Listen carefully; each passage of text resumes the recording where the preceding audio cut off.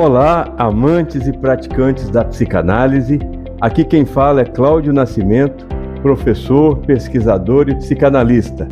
No Instagram, minha página é Cláudio_N Nascimento. E eu sou a Girlene Lira, mas pode me chamar de Gi, psicanalista clínica e dona da página girlenelira.psi no Instagram. E juntos vamos apresentar o podcast Prosa Analítica. Esse podcast nasce como um espaço de conversa, de trocas e de reflexão. Aqui a nossa proposta é conhecer mais sobre a psicanálise e entender como o acesso ao inconsciente pode impactar nossas vidas nos dias atuais. A ideia é simples e profunda ao mesmo tempo. Prosear, conversar sem pressa, sem respostas prontas, mas com abertura para pensar e sentir. Em cada episódio, vamos receber um convidado especial para dialogar conosco e ampliar esse olhar sobre o sujeito, o sofrimento e o cotidiano. Além das entrevistas com psicanalistas experientes, teremos também indicações de leituras, comentários sobre questões cotidianas e interação com o nosso público. E o tema de hoje é um convite à reflexão sobre um dos aspectos centrais da psicanálise e do tratamento psicanalítico. O tema do nosso segundo episódio é: o que é o inconsciente? Como o inconsciente se manifesta no nosso dia a dia? O que seria exatamente o ego, do qual a gente ouve tanto falar por aí? Como a psicanálise trabalha com o inconsciente? O que outros psicanalistas, além de Freud, falaram sobre o papel do inconsciente nas nossas vidas? Então, pegue sua xícara de café e se acomode no nosso divã, porque para prosear com a gente sobre tudo isso hoje, temos a alegria de receber Júlio André, bacharel em Administração Pública, coronel da Arma de Engenharia do Exército Brasileiro, pós-graduado em Ciências Militares, professor de psicanálise e psicanalista clínico. Júlio, seja muito bem-vindo. E para começar, eu gostaria que você se apresentasse, falasse um pouco para nós sobre você. Antes de mais nada, eu que agradeço a estar aqui com vocês, agradeço demais o convite, né? E dizer que fico muito feliz mesmo de ver esse podcast crescendo, né? Com a difusão da psicanálise de uma forma muito democrática, né? Para todos. Acesso à psicanálise para todos era um sonho freudiano e que hoje a gente vê acontecendo aí em pleno desenvolvimento aí do século XXI. Então eu sou o Júlio André, eu sou professor de psicanálise, né, nos institutos Integra e Âmago, né, tenho minhas aulas também nos meus projetos, né, particulares, né, no meu grupo de estudos. E a psicanálise chegou na minha vida num momento muito complicado, que eu estava passando há uns 8 anos, e me ajudou muito a me localizar, a me entender e a poder também me resolver com os meus conflitos e com meus senões. E como fez sentido para mim, eu estou aqui hoje com vocês, né, nessa clínica, nesse podcast. Júlio, a gente sabe que a psicanálise não é uma atividade popularizada ainda, né? Como você disse, é um sonho de Freud e a gente está aqui, inclusive, contribuindo para que isso se torne cada vez mais realidade. Isso. Mas como muita gente ainda tem dificuldade de entender os conceitos da psicanálise, e hoje a gente vai falar sobre o inconsciente, que é um dos fundamentos centrais, né, da psicanálise, você podia explicar para a gente como se você estivesse falando para um leigo, para a pessoa comum que está ouvindo a gente agora. O que é o inconsciente? Essa questão é muito, muito boa, Gilene, que a gente precisa levar os conceitos da psicanálise a uma linguagem possível, né, para todos os nossos ouvintes.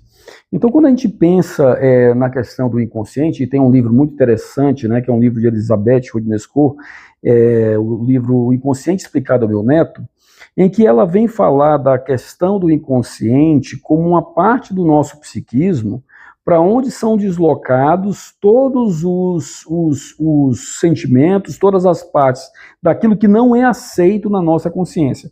Então, quando eu tenho uma condição de viver algo, algum trauma, que não é aceito por mim, que não é aceitável por mim, e isso não é compreendido, isso vira trauma. E o nosso inconsciente é este lugar que, pelo recalque, recebe, dentro dessa defesa do psiquismo, essa construção, isso que fica guardado. Então o inconsciente é um local que, para Freud, a gente vai entender isso um pouco mais, né? Para Freud vem a ser esse local de destino de tudo aquilo que o meu psiquismo não consegue processar conscientemente, né? Em linhas gerais, seria isso. Eu queria até aproveitar e trazer uma pergunta de uma das nossas ouvintes, a Tainá Praça, que perguntou algo nesse sentido, sobre o que da infância fica guardado no inconsciente. Então, é isso que você falou. Ótima pergunta. Nós falamos logo no início, né, que o inconsciente é o destino daquilo que não é compreendido por uma insuficiência psíquica. Ou seja, nós temos um psiquismo que é estruturado desde a nossa gestação, né, no ventre da nossa mãe, e dependendo da condição que nós temos de processar o que é vivido, isso fica na consciência, aceitado na consciência, ou é rechaçado para o inconsciente. Então, a infância é a principal época de trabalho da psicanálise, porque é na infância em que nós temos a estrutura mais precária do nosso psiquismo. Então, fazendo esse gancho, se eu tenho uma estrutura desenvolvida, psíquica, tenho a capacidade de compreender menos conteúdo recalcado, menos conteúdo destinado para o inconsciente. Se eu tenho menos capacidade de compreender as coisas, de processar as coisas que me chegam, os atravessamentos do outro, isso vai me dizer também da minha condição de receber mais material no inconsciente. Então, por isso que a infância é tão trabalhada, porque as crianças, nós enquanto crianças, né, que ainda somos, né, de uma certa forma, recebem os estímulos externos do mundo, do ambiente em que vivem, e por vezes não conseguem processar. Então, daí vem também a importância, né, para aqueles que nos ouvem, de se perceberem, enquanto cuidadores de crianças, no trato que será dado a essas crianças. Porque não basta simplesmente dar-lhes uma informação, ela vai absorver aquilo como uma realidade dentro do conceito dela infantil. Basta te lembrar quando a criança pergunta, quando a mãe está grávida, né? Mamãe, a senhora comeu esse bebê, né? Veio na cegonha. Então veja que a infância ela é recheada de curiosidades que permeiam uma realidade fantasiada. Tá? Então, respondendo a nossa cara ouvinte, como é o nome dela? Tainá, um abraço, Tainá. É por isso que a infância é tão importante para a psicanálise. Porque ela, uma época, um período, né, não cronológico, a psicanálise não entende a infância somente dentro desse parâmetro do Cronos, mas é uma ideia em que vem falar de uma menor capacidade de processar aquilo que a gente recebe do ambiente, né, e a gente vai para o Winnicott, né, a gente pode pensar em Winnicott nesse sentido. Tá? Então, em linhas gerais, né, seria isso. Isso. E o que seria, Júlio, o id, o ego e o superego? Pronto, essa questão é uma questão em que a gente vê muito, né, nas redes sociais, né, as pessoas falando. Então, Freud, quando ele estruturou a psicanálise, na verdade, estruturou o inconsciente, é importante a gente entender que o inconsciente ele já existia. Esse conceito de inconsciente existia, só que ele não era sistematizado. Então Freud veio trazer para este conceito, até então desconsiderado pelo meio acadêmico, desconsiderado pela medicina, nos primórdios, né, nos pródromos da psicanálise, nós tínhamos a psicanálise praticada apenas por médicos. Então a medicina naquela época não considerava a psicanálise como ela o é hoje. Então, dentro desse contexto, Freud estruturou a psicanálise a partir da escuta das suas pacientes em duas tópicas, uma primeira tópica e uma segunda tópica. A primeira tópica ele vai estruturar na condição de consciente, pré-consciente e inconsciente, e na segunda tópica ele estrutura, né, que essa questão é a tópica topográfica, digamos assim, e depois nós vamos para a segunda tópica, que ele vem trazer exatamente essa estruturação em id, ego e superego. Então, o id, o ego e o superego é como se fossem esses moradores dessas casas, entre aspas, né? Do consciente, do pré-consciente, do inconsciente. Então o id é essa parte mais profunda e primitiva de nós, que nós temos, né, em nós. Por quê? Porque ele já nasce com o bebê. Quando a criança nasce, quando ele vem ao mundo, já na sua construção, no ventre da mãe, ele já vem com essa formulação idílica, né? Então, o que esse id quer? Como uma criança que não tem uma estrutura psíquica para ponderar as coisas, ele quer prazer imediato. Então, como ele não conhece essa lógica, como a moral e o tempo, o id vai estar sempre querendo agora. O que eu costumo falar sempre nas nossas aulas, né? Eu já tive o prazer de estar em sala de aula com vocês, é como se fosse a minha cadelinha Chloe, né? Não adianta dizer para ela, né, dizê-la que ela não pode entrar na sala. Ela vai entrar na sala, ela quer entrar na sala, ela vai raspar a porta da sala, né, até entrar. Então, na prática, o id é esse impulso que a gente tem e que é pura energia e puro desejo. Quando a gente pensa no superego, que é também um desses moradores, né, metaforicamente falando, nós estamos falando não da lei externa, tá? Isso é muito importante a gente entender e muitas pessoas compreendem de uma forma equivocada. O superego não é a lei, não é o semáforo, não é o guarda, não é o medo de ser preso, mas é como eu, na minha infância, eu absorvo a lei. Então, se a lei ela é passada de uma forma explicada, olha, não pode fazer isso, não, e é colocada de uma forma acolhedora para com essa criança, eu tenho um superego também formado, mas a minha maneira de me relacionar com a lei é uma. Então, o superego é essa instância que se constitui a partir de uma lei, de uma moral externa, e a partir de como essa criança processa o recebimento dessa lei, de como ela acolhe. Em contrapartida, se você tem uma lei impositiva, uma lei que é colocada de forma violenta, uma lei que rasga da criança a sua possibilidade de sentir aquilo como orientação, como acolhimento, esse superego vai ser extremamente severo.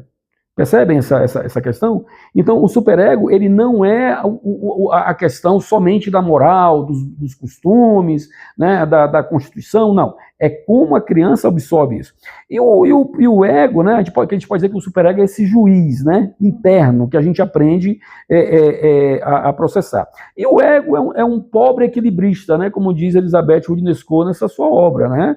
Por quê? Porque ele é essa parte que vai tentar lidar com a realidade. Né? Então ele está nesse meio desse fogo cruzado. Eu costumo dizer que o ego é um pobre de um síndico coitado tentando resolver problemas de brigas, né, dos seus moradores. Né? Então ele tem 3 senhores para servir. Ele tem o id, que quer o seu atendimento imediato a todo custo. Ele tem esse superego, que é uma instância interna também, né, da maneira pela qual ele processa isso, e tem a realidade e a moral. Tá? Então, quando a gente pensa na frase, qual que seria a frase assim para a gente exemplificar o ego, né? Aquele, como é que eu faço para conseguir o que eu quero sem me dar tão mal, né? Então, o ego iria por aí. Então, a gente vai entender o ego como esse equilibrista, né? Que fica tentando aí decidir o que é mais sensato. E olha que é uma tarefa difícil. Né? A gente fica sempre naquela questão entre o querer e o poder. Quero, posso, não posso, né? E daí vem a construção do próprio neurótico, né? Que transita em torno desse conflito. Uhum. E a gente sabe que o conceito de inconsciente foi sendo ampliado, reelaborado, né? Até aprimorado desde Freud. Sim. Quais foram as principais contribuições da teoria psicanalítica para a compreensão do inconsciente até hoje? Até hoje, né? Por exemplo, Lacan, o que ele trouxe de novidade sobre isso? Gilene, essa pergunta ela é muito, muito importante, né? Que bom, né? Eu estava dando uma olhada no grande filósofo assim, brasileiro da atualidade que eu acompanho, que é o Pondé, gosto muito dele. Eu também. E ele diz assim, que Freud ele é um clássico porque ele se mantém atuante um século depois, mesmo com tudo contrário, né? E a gente, até hoje, a gente vê isso, né? Pessoas tentando desconstruir a psicanálise, tentando desconstruir as suas premissas, né? Mas não conseguem, pela própria solidez que a psicanálise tem. Então, quando a gente entende a importância e a contribuição da psicanálise, eu acredito que essa seja a principal, tanto é que a própria construção histórica vai nos mostrar que o que Freud faz é a terceira quebra narcísica na humanidade. Olha só o tamanho disso, né? Nós temos a primeira quebra narcísica com Copérnico, né, que mostra que a Terra não era o centro do universo. Depois vem Darwin, mostra que o homem não era o centro da criação. E depois vem Freud e mostra que a razão não é o centro da nossa psique. Tá? E que nós não somos senhores em nossa própria casa. Perfeito. E que nós não somos senhores em nossa própria casa. Então, essa frase é uma das frases mais famosas que Freud tem, né? E que deixa em legado para a gente, e que faz, pelo menos, gerar uma interrogação de que nós não somos governantes absolutos da nossa mente. Ora, se eu entendo que eu tenho uma instância em mim que tem o poder de governar o meu pensamento, de governar as minhas atitudes, dos meus acts, e governar principalmente a minha sequência, né, humana, que é o sentir, o pensar, o falar e o agir, se eu tenho consciência disso, a grande contribuição sou eu já não navegar mais com as minhas convicções. Não é que eu vou ficar relativizando tudo, mas a gente acaba entendendo que a gente tem uma vocação e uma tendência, né, a estarmos agindo sempre pelo um controle, né, agindo sempre por uma demanda que pertence, na verdade, a esta instância inconsciente que, por ser atemporal, guarda reminiscências de anos e anos atrás. Então eu posso estar dando atitudes, eu posso estar dando comportamentos, eu posso estar dando respostas que são totalmente desatualizadas. A gente precisaria, na análise, dar um F5, né? Ou não resetar, né? Que não existe isso, mas dar um F5 nesse psiquismo, para que a gente possa dizer, olha, essa tua resposta aqui, ela está mais ou menos aí de uns 30 anos para trás, hein?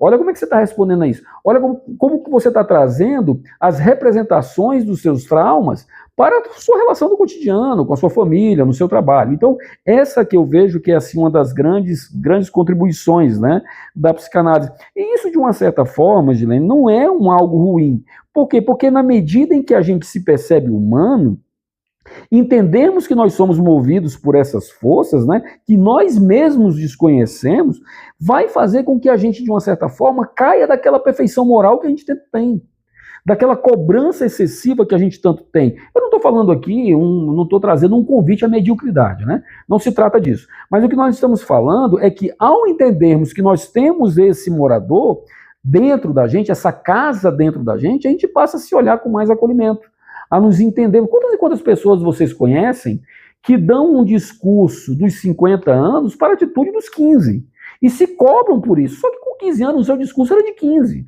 o seu entendimento era de 15. Mas olha o que o inconsciente faz? Me faz ter um parágrafo pronto, né? Uma escrita pronta, um dizer pronto para algo que eu não tinha condições de pensar e nem de definir. Então, para a gente fechar, eu acho que esse entendimento, o importante é a gente entender, os nossos caros ouvintes, que a ideia não é limpar o inconsciente, a ideia não é extirpar o inconsciente, porque a gente não vai conseguir, mas é promover através da análise, né, da psicanálise, ou seja, a análise do meu psiquismo, a análise da minha alma, uma certa circulação possível e mais aceita dentro desse conteúdo, com mais liberdade. Ou seja, fazer as pazes com essa história, fazer as pazes com tudo aquilo que me constrói e que muitas vezes faz ser quem eu não quero ser. E aí vem o ganchismo da psicanálise, né? Por que eu faço o que eu faço se eu não quero fazer isso? Por que eu penso dessa maneira se eu não consigo e não quero pensar assim? Então isso que vem de dentro, né? Por isso que a gente fala, né, que a pulsão ela é a interseção do psíquico e do somático, é do corpo. Só existe um inconsciente porque eu tenho um meio externo e tenho um corpo. Sem esses dois não tem inconsciente. Então eu tenho algo em mim que, acionado por esse ambiente, me faz ser quem eu não quero ser. Então a principal a contribuição, né, desse inconsciente, e isso que traz até hoje, é isso. E quando a gente fazendo o ponto com a pergunta, Gilene, sobre Freud e Lacan, eu acho que a principal diferença que a gente pode citar é que Freud, e eles não se divergem, eles se complementam, né? As escolas psicanalíticas, as 7 escolas, elas não trazem pontos extremos de divergência, traz complementos, um sequenciamento que acompanha o recorte geracional de cada escritor e de cada clínico que fez a escola psicanalítica. E quando a gente vai para Lacan, o que a gente entende é que a principal diferença que ele traz é pegar por isso que ele mesmo diz que ele é entre os lacanianos o maior freudiano, né? Então ele traz a seguinte ideia de que Freud traz um inconsciente como um caldeirão de memórias, um inconsciente que é pulsional, que é movido por desejos, por impulso, que é atemporal, ou seja, o tempo não existe, que ele é disfarçado, né, como nós entendemos antes, e ele vai trazer exatamente que, para além disso, o nosso inconsciente ele é dotado de uma linguagem. Essa é a grande sacada, né? Digamos assim, de Lacan. Então ele não via o inconsciente somente, quando eu falo somente, eu estou dizendo que ele via também e mais além disso, né? Somente como um lugar de memória, mas ele via o inconsciente como um sistema de comunicação. Então essa linguagem que Lacan vai imprimir ao inconsciente vai estruturar exatamente como a pessoa fala, como ela se ocupa da sua fala, como ela se ocupa do seu discurso e como a fala do outro e o discurso do outro o ocupa. Porque não é incomum nós encontrarmos na clínica, e eu estou na clínica há algum tempo, nós percebemos pessoas, eu sempre ouvi que eu era burra, eu sempre ouvi que eu era um fracasso, fulana, né, minha mãe sempre dizia que eu não ia dar em nada, o professor falava que eu não tinha futuro, e estas palavras que vêm do outro, olha, essa linguagem que vem do outro, por uma estrutura psíquica incapaz de se defender disso, absorve isso como verdade. Então, o sentimento que a pessoa vai ter vai estar calcada nesse banco de caracteres, nesse banco de linguagem que chega ao meu psiquismo e ali é absorvido. Então, Lacan, ele vai trazer exatamente isso, e ele traz a importância da palavra para a clínica, né? O inconsciente, ele não se manifesta em vão, né? Então, entre o que a gente quer dizer e o que a gente realmente diz, tem uma larga distância, né? Eu acho que esse é o grande ponto. Maravilha, muito bom. Trazendo agora a conversa assim, para o campo do cotidiano, certo. A gente sabe que uma das contribuições importantes da psicanálise é a gente aprender, né, a administrar melhor as nossas neuroses. Certo. Lidar, por exemplo, com as nossas angústias, né? Por isso eu pergunto para você, como que o inconsciente se manifesta no dia a dia? Essa pergunta é excepcional e eu acho que eu estava falando isso nessa semana na minha clínica e numa aula. Quando a gente faz uma aula de uma arte marcial, você faz com um propósito, né? Para ter saúde, mas também para se defender. Então não faz sentido você passar anos numa arte marcial, ganhar lá a faixa coral, né, do jiu-jitsu, seja lá o que for, e quando você precisa usar em defesa, mesmo que seja para correr, que é uma defesa, né, você não se engajar prematuramente com o seu oponente, mas quando você vê a necessidade de usar, você não usar. Então a psicanálise ela vai para esse mesmo princípio. Eu preciso usar os artifícios, as habilidades que a psicanálise me dá para lidar com as agruras do meu dia a dia. Eu acho que isso é o mais importante. Levar a psicanálise dos bancos escolares, levar a psicanálise do set analítico para o dia a dia, no meu relacionamento em casa, no meu relacionamento no meu trabalho. Então, quando a gente pensa nessa questão de como esse inconsciente se manifesta, né, e aqui é interessante a gente perceber isso, a gente vai ver que é exatamente através, por exemplo, dos nossos sintomas neuróticos que nós temos, né? Por quê? Porque o nosso corpo, ele vai falar aquilo que a boca calou um dia, né? Então, quando eu falo através do meu sintoma, quando o inconsciente se manifesta através do meu sintoma, e aqui a gente pode citar N sintomas, a própria depressão, a ansiedade, o transtorno obsessivo-compulsivo, o transtorno de ansiedade generalizada, as próprias condições da psicose, né? A esquizofrenia, a paranoia. Então existem várias formas que nós vemos esse consciente se manifestando através desses sintomas. Por exemplo, vamos dar um exemplo, né? Uma pessoa que fica sempre sem voz, afônica, justamente no dia em que ela precisa enfrentar ali um chefe ou emitir uma opinião pública, né? Então esse inconsciente, ele vai resolver esse conflito gerando um sintoma para protegê-lo desse confronto. Eu estou dando aqui um exemplo por um lado. Nem sempre esse sintoma tem esse véu angelical.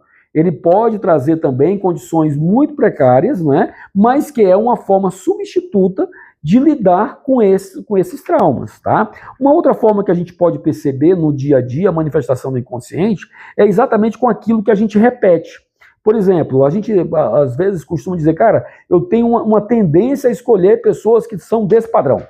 Não, eu tenho o dedo podre, aquele famoso dedo podre, né? Todas as relações que eu tenho são relações tóxicas, eu não consigo me livrar dessas pessoas. Então, na medida que a gente entende essa compulsão à repetição como mais uma manifestação do inconsciente no dia, né, no nosso dia a dia, eu estou percebendo que esse inconsciente, ele tende a reviver essas situações que foram mal resolvidas, né, do passado. Na esperança de quê? De consertá-las. Veja, se eu tenho uma relação com os meus primeiros cuidadores, eu tive uma relação no meu passado com um professor que não foi muito acolhedor.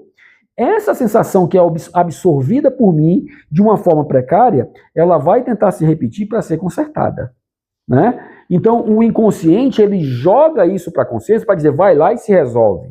Vai lá e dá uma compreensão nisso. Então, enquanto isso não é adequadamente processado, eu repito, né? Então, a gente pode ver isso através das relações, a gente pode ver isso principalmente através das compulsões, pessoas que comem demais, pessoas que fazem o uso, não é, imoderado de determinadas substâncias, né? Por exemplo, a diferença, eu gosto sempre desse exemplo, é um exemplo clássico, né, de senso comum, que em uma mesma cápsula a diferença do remédio e a droga é a quantidade, né? E Freud já vem falar isso, que nós adoecemos pelos nossos excessos, excessos daquilo que a gente entende da gente, excesso daquilo que a gente entende do outro. Então, essa é mais uma manifestação. Uma outra coisa que a gente pode citar, também como uma manifestação do inconsciente no dia a dia, é o ACT, né? Ou seja, a pessoa não consegue fazer esse tratamento que nós falamos anteriormente, de fazer essa compreensão, e ela atua. Então, aquilo que não é direcionado para a palavra, aquilo que não pode ser tratado na palavra, no atendimento psicanalítico, vai ganhar 3 destinos possíveis. Ou ele ganha o objeto, virando a neurose fóbica, um conflito fóbico, ou ele ganha o corpo, virando a neurose histérica, ou ele ganha uma ideia, virando a neurose obsessiva. Se a fala não ocupa esses 3 lugares, nós temos aí a constituição e a inflamação de uma neurose, tá? E entre várias outras manifestações, né? Os lapsos, né? Os próprios sonhos, enfim, são várias manifestações que a gente tem do inconsciente no dia a dia, e que bom que o podcast, né, tá aqui para levar esse conhecimento, para dizer, agora, depois que você está ouvindo esse podcast, você vai ter, olha, meu inconsciente se manifestando aqui na minha casa, né? Sim. E aí, então, nesse contraponto, como a psicanálise pode contribuir com um manejo, digamos assim, correto do inconsciente para fazer a pessoa ter uma vida psíquica melhor, mais saudável? Excelente pergunta, Gilene. Primeiro, eu aproveito a oportunidade para convidar a todos que nos ouvem para virem para a psicanálise, né? Venham para a clínica, né? Experimentem, façam o uso da psicanálise, experimentem a psicanálise e tirem vocês mesmos a prova, né? De qual é a possibilidade dentro de uma aliança terapêutica consolidada, né? Isso é importante, porque é 50-50, né? É 50%, 50%, né? Um trabalho, ele só ganha uma certa eficácia possível se ele tiver com o empenho do analisando, né? E do analista, não basta apenas um. Então, a maneira pela qual a gente pode administrar isso melhor, Gilene, na medida em que eu me submeto à radiação, né, entre aspas, desse tratamento, e o tratamento tem várias fases, né, eu vou começando a tirar o poder desses monstros. Eu vou tirando o poder disso que não está nomeado em mim, dessa angústia que vem falar de algo que não foi compreendido e que, ao se juntar com outros algos que não foram compreendidos, geram em mim a minha melancolia, a minha inibição e a minha dor. Então, ao falar sobre o que a gente sente, né, por isso que Freud, né, vem trazer, através das suas pacientes, a cura pela fala, né, com Breuer também, a gente está fazendo um trabalho belíssimo aí, e aproveitar aqui a oportunidade para convidar todos a estarem no nosso projeto, né, estudando Freud, em que a gente faz 2 leituras, a Gilene está aqui, os nossos integrantes aqui do podcast estão conosco nesse projeto, e que de 15 em 15 dias a gente está estudando Freud puro, né? A obra freudiana, para entender como é que ela vem para esse nosso dia a dia. Então, dentro desse concerto, quando a gente tira o poder desse monstro, é uma forma de lidar com isso na terapia, né? Uma outra coisa também, quando a gente começa a migrar, a análise, ela nos permite a migrarmos de uma certa forma o nosso status na relação com o outro, né? Veja, o que é ser objeto dentro da língua portuguesa, né? Ser objeto é ser aquele que sofre o efeito, a ação do sujeito. Então, se eu sou o objeto, é porque a minha condição, o meu ego enfraquecido, que nós já falamos, né? Ele não tem condições de ditar os meus parâmetros por mim mesmo. Eu fico à mercê do olhar do outro. Eu fico à mercê da opinião do outro. Estou dando um recorte bem curto, né? Eu fico à mercê desse atravessamento. E o meu ego fragilizado não consegue definir como sair disso, né? Como me livrar disso? Então, uma outra forma de manejar essa clínica, né, é exatamente a gente fazer esse trabalho, né, identificando essas repetições de padrões, né, quando a gente percebe essa sabotagem do inconsciente da nossa vida, quando a gente percebe que nós estamos tendo manifestações deste lugar que não é compreendido, e a gente, ao identificar isso, a gente pode decidir com mais qualidade. E eu costumo ironicamente falar, e aí a gente fica mais favorável para errarmos com mais qualidade, né? Eu gosto dessa frase, né? Errarmos com mais qualidade vem dizer disso, né? Eu entendo da minha impossibilidade, eu entendo da minha condição, eu entendo da minha fragilidade, não acertarei sempre, não serei sempre aquele que vai fazer tudo correto, mas entendo de onde isso vem e eu estou num processo constante de mudança e transformação. Então, fortalecer esse ego, né, é a grande sacada, né, de como a clínica pode ajudar. Por exemplo, quando você vai na academia, você está lá, você não consegue levantar o peso, né? Não tem isso, né? Aí vem lá o professor, a professora, né, que é preparado para aquilo, e ele te ajuda a levantar o peso.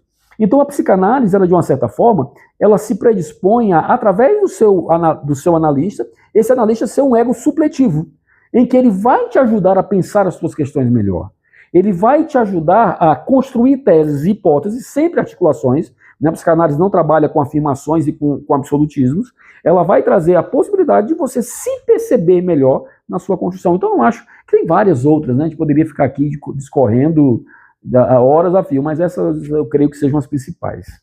E você usa uma expressão normalmente em sala de aula que eu acho muito interessante, que é a de que o psicanalista não trabalha com a pessoa, mas com o discurso. Com o discurso, é o meu paciente, né? Isso. E aí, dentro disso, eu queria que você falasse um pouquinho sobre os xistes, os atos falhos os próprios sonhos, que também o que é analisado é o discurso do sonho, né? Quando a gente trata sobre isso, e aí é interessante, viu, Gilene, você trazer isso, porque a gente, de uma certa forma, a gente vai trazer a popularização da psicanálise, né?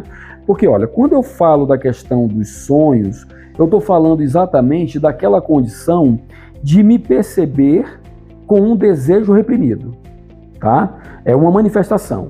Então, Freud, em 1900, ele escreve sobre isso porque ele percebe que ao sonhar, ao estar nessa condição onírica, o paciente ele passa a fazer de uma forma distorcida a construção de um algo reprimido.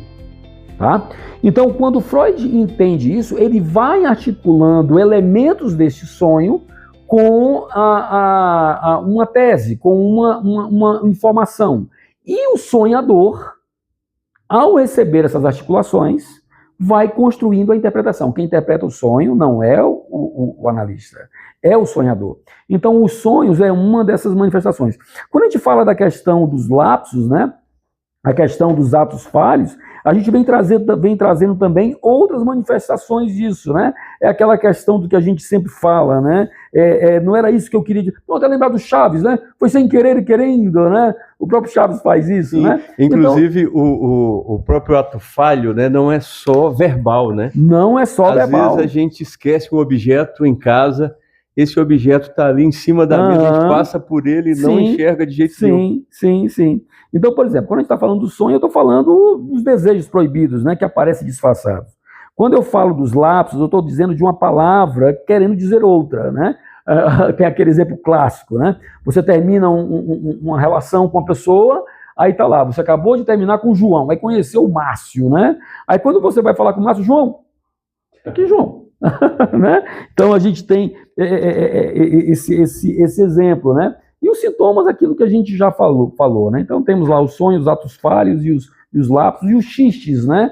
E os xistes também são outras manifestações clássicas do inconsciente, né?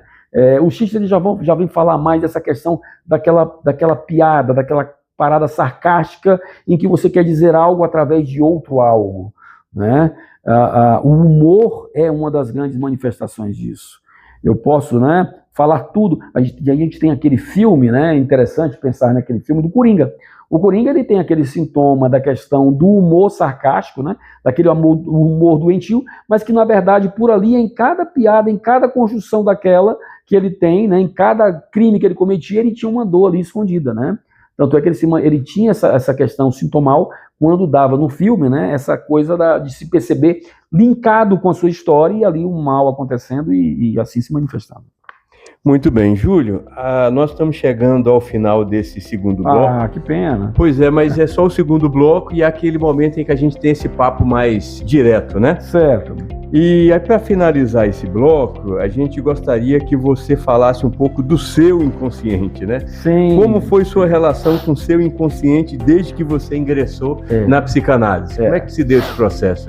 Primeiro que eu quero aqui fazer se vocês me permitem, né, uma menção à minha primeira analista, né? A Márcia Gontijo, uma querida que, assim, foi fundamental nas minhas sessões, né, de análise que eu fiz lá no IEP, instituto que eu me formei lá, vírgula, né, até a segunda página, que eu estudei, a formação ela é sempre continuada, mas a Márcia ela foi essa pessoa, né. Então, a minha relação com o meu inconsciente foi e é e será sempre uma relação de contínua descoberta.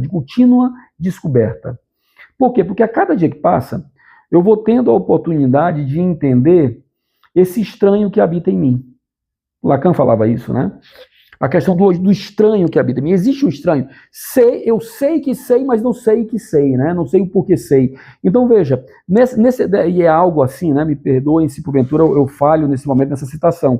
Mas quando eu trato do meu inconsciente, eu trato de uma construção e de uma busca de mim mesmo. Milton Nascimento cantou isso, né? O caçador de mim mesmo, né? Caçador de mim, né? Então, o inconsciente para mim é isso. É uma descoberta a cada dia. É também a cada descoberta para mim uma responsabilidade, porque se agora eu sei o que eu antes não sabia e que me fazia decidir e agir de uma maneira imponderada, agora, ao saber, eu tenho uma certa responsabilidade, né, de fazer disso uma outra instância, um outro parâmetro. Tá? Então, por isso que eu costumo sempre dizer, né, a psicanálise ela te dita sobre uma história antes da psicanálise e depois da psicanálise. Né? Muitas coisas acontecem depois de uma psicanálise, né? Depois de sessões frutíferas ali no sentido de construções e articulações inconscientes. Pessoas tomam decisões que não tinham coragem de tomar. Pessoas passam a se reler em suas dores que antes não conseguiam nem passar por perto. Pessoas passam a compreender. Eu costumo dizer que a psicanálise ela gera até misericórdia também, né? Até vírgula, né? Vamos tirar essa até, mas ela gera misericórdia, porque de uma certa maneira, e aqui eu não estou fazendo nenhuma alusão com religião, tá? Mas misericórdia no sentido de compreender o estado do outro, não é aceitar. Por exemplo, quando você vê uma pessoa na televisão cometendo um crime, né? Você percebe, poxa vida, essa pessoa vai ter que pagar, né? Que a justiça seja feita, mas o psicanalista pergunta como é que ele chegou até aí. Porque é uma sucessão de anos sem compreensão própria de si que fazem agir pelo ato e não pela palavra. De uma forma impensada e lógica, como é a própria condição do inconsciente. Então, para mim, lidar com o meu inconsciente é um estado de descoberta a todo dia, né, cotidianamente. Maravilha. Júlio, agora é o momento do nosso podcast em que realizamos indicações de livros, filmes, séries, músicas ou qualquer outro material que possa ajudar a ampliar o entendimento sobre a psicanálise. Certo. Neste terceiro bloco, chamado Páginas e Telas, queremos ouvir de você alguma indicação que, de alguma forma, nos ajude a entender ainda mais o que é o inconsciente. Pode ser um livro, um filme ou algum conteúdo da internet. O que você trouxe pra gente hoje? Certo. Eu indico esse livro que eu li da Elizabeth Rodineskor, que é um livro muito pequenininho, um livro fininho, né, em que o próprio título do livro já é muito atraente por si, né? Ela diz, né, o inconsciente explicado ao meu neto, né? Então veja que é uma linguagem extremamente simplificada, né, e que favorece muito a questão do entendimento do nosso inconsciente. Tem uma série, um documentário também muito interessante na internet, né, que é chamado de Freud para Além da Alma. Já tem ali, nesse documentário, é um documentário, se não me falha a memória, de 2 horas e 30 minutos, 2 horas e 20, algo assim, em que a gente tem ali um recorte muito interessante, biográfico, histórico, da construção da psicanálise a partir de Freud, né? Como o pai da psicanálise, Freud, né? Então, essas duas, esse filme e essa leitura, eu acho ali muito, muito viável e muito acessível, tá? Agora, para aqueles que querem se aprofundar na psicanálise, para além das redes, né? Que as redes eu acho que é imprescindível hoje nós passarmos pela internet, entendermos o que está sendo ofertado, né, como essa qualidade que a gente está tendo aqui de podcast, né, mas para aqueles que querem se aprofundar na psicanálise, aí é ler Freud, né, é a coleção freudiana, como a gente está fazendo, né, nós estamos terminando agora no dia 6 de maio, a Gilene bem citou no dia, né, de Freud, né, então veja, nós vamos ter lá a questão da leitura da coleção freudiana, então eu indico entender como que Freud construiu a sua clínica, né, a partir do volume 2 lá, que é o estudo de caso de histeria, tá? Então, são várias leituras para indicar, mas em termos de uma leitura facilitada e um algo visual, né? Audiovisual facilitado, seriam esses dois. Muito bom. E que tal mais 2 dedos de prosa? Então, queridos ouvintes, participem lá nos comentários. Contem pra gente se ficou alguma dúvida. Deem uma indicação de leitura, filme, vídeo, música. Digam o que acham sobre o nosso tema de hoje. Queremos muito ouvir vocês. Agora a gente chega ao 4º e último bloco do nosso podcast, que é o Mural de Recados. Neste último bloco, a gente traz algumas mensagens dos nossos seguidores, das pessoas que acompanham o nosso trabalho e que, claro, ouviram o primeiro episódio. Pois é, eu tenho aqui, Gilene, o primeiro recado é do Wilkerson. Ele escreveu lá nas nossas redes: parabéns a Girlene e ao Cláudio pelo primeiro episódio. Essa iniciativa ajuda muito a quem está começando e a quem tem curiosidade sobre a psicanálise. A Sheila deu um show com todo o seu conhecimento e experiência. É o David, né? David Wilkerson. Obrigado, David. A Silene Sampaio disse: excelente, obrigada pela prosa leve e psicanalítica. A Laís Veloso escreveu: excelente, parabéns pela iniciativa, irei acompanhar. Que bacana, consegui acompanhar e sem velocidade 1,5. Esse foi um comentário do Igor. A Kênia Maria Vieira, ela também ouviu o nosso episódio, né, o primeiro episódio, e disse: ficou excelente, o conteúdo é muito abrangente e as falas têm muita qualidade. Confesso que vou querer acompanhar os próximos episódios. Obrigado, Kênia. E o Saulo Luna disse: parabéns, estou escutando e está muito bom. Só lembrando que o nosso primeiro episódio está aí disponível para você ouvir e foi sobre o que é a psicanálise. Júlio, muito obrigado por essa prosa tão rica e necessária. Tá? Você pode aproveitar a oportunidade para falar um pouco dos seus projetos, aí deixar aí, quem sabe, algumas indicações a mais para os nossos ouvintes. Deixa seus contatos, onde a gente te encontra nas redes, deixa tudo disponível aí pra gente. Certo. Primeiro quero agradecer a vocês, né, pela oportunidade, pelo convite que fizeram, e parabenizá-los por essa iniciativa, né, iniciativa muito rica, né, de democratização, repito, né, de democratizar esse conhecimento para todos os nossos ouvintes. Então, eu estou com 2 projetos em curso. Um projeto é o projeto de aulas particulares, né, onde nós temos lá 10 aulas nossas que já estão, inclusive, comercializadas na plataforma da Hotmart, tá? Eu vou deixar o meu cartão virtual com a Girlene também, com vocês, né? Para fazer essa divulgação. E tem um projeto Estudando Freud, tá? E tem um projeto Estudando Freud, que é um projeto riquíssimo também, em que nós estamos ali com estudantes de psicanálise do Brasil inteiro, alguns até de fora, né? Temos estudantes do México, temos estudantes de Portugal, e ali aprofundando os conhecimentos de Freud. Tem o nosso projeto de sala de aula, que é o que eu mais gosto, né, depois da clínica, obviamente, que é lá no Instituto Integra, né, da Sheila e do Lúcio, e no Instituto Âmago, aqui em Brasília, do Lúcio Faria, tá? E fora isso também tem a questão nossa, né, da nossa clínica, que é o principal, tá? Então, se você que está nos ouvindo, né, porventura, entendeu a essência dessa mensagem de hoje, procure um psicanalista, né? Vá por uma indicação a um psicanalista que seja, né, devidamente reconhecido no meio acadêmico da psicanálise, tá? E existem vários psicanalistas aí, profissionais excepcionais, né, que podem atendê-lo. Eu quero deixar com vocês o meu WhatsApp, né?